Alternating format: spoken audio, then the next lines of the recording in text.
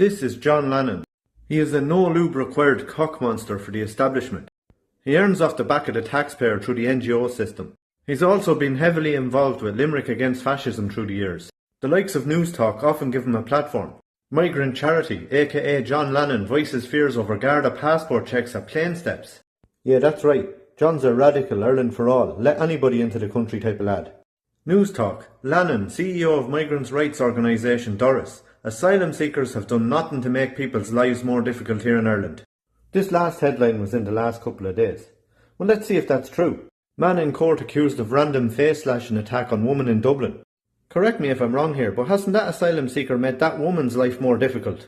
A man has been accused of attacking a woman, leaving her covered in blood in Dublin after forcing her into the boot of a car.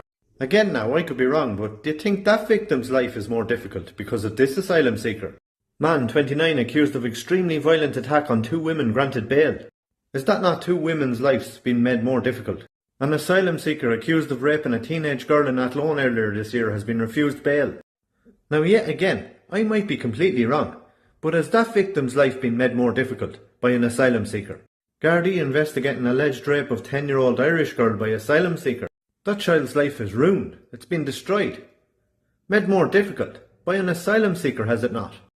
These people don't talk about these victims. They pretend they don't exist, which is a very, very sick thing to do. They want to pretend that we live in this multicultural utopia. The big bad faraway far right have been telling me that these victims are coming. There's going to be more victims too. And people like Lannon. Don't just ignore the victims and ignore the fact that there will be future victims. They ignore the violent and sexual crime statistics from across Europe because it doesn't suit their narrative. And on behalf of the state, and the people profiting from this state-sponsored and glorified human trafficking, they just label everyone that's concerned of what's happening and what's to come as far right.